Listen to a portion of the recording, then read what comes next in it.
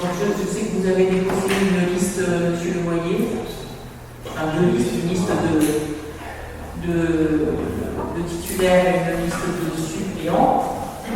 Et donc j'ai déposé également une liste. Est-ce qu'il y a d'autres listes?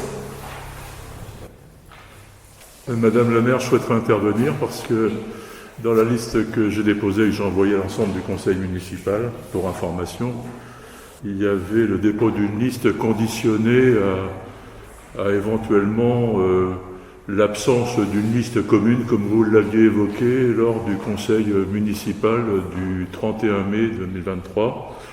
Donc le fait qu'il y ait deux listes de déposées, on peut en conclure en creux qu'il n'est pas envisageable de faire une liste commune pour l'ensemble du conseil municipal du Céléchéry. Alors, ça aurait été possible, ça dépend des conditions.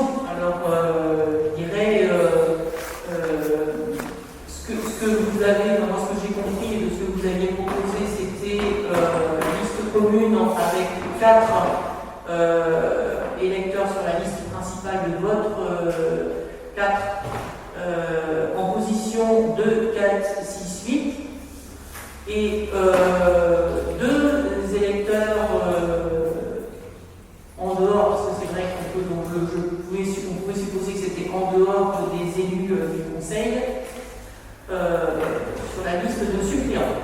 Donc je ne souhaitais pas vraiment ouvrir à l'extérieur du non mais donc ce que je, à la limite, vous proposez soit par exemple 3 plus 1 dans la liste suppléante ou 4 plus 0 à la rigueur et par ordre alphabétique.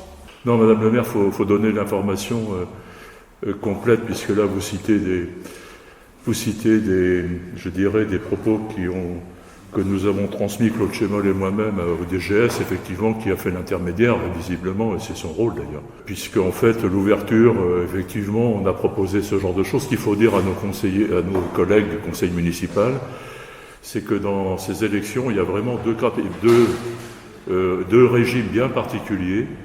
Il y a le régime des titulaires dont les titulaires doivent être obligatoirement des membres du conseil municipal. Et par contre, le régime des suppléants, les 5 donc qui viennent pour pourvoir aux absences des titulaires, le régime des suppléants peut être ouvert à n'importe qui dans la population. Voilà, donc on a fait effectivement,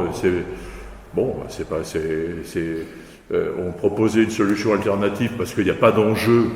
Il n'y a pas d'enjeu communal sur cette sénatoriale. On proposait d'aller, par simplification, d'avoir une liste commune. Pour reprendre votre proposition, on constate que c'est pas possible, que vous ne voulez pas. Bon, voilà, on va passer effectivement à la deuxième partie de ce qu'on a exposé, c'est-à-dire effectivement présenter deux listes, une liste de titulaires et une liste de suppléants, et puis ça sera soumis au vote, effectivement.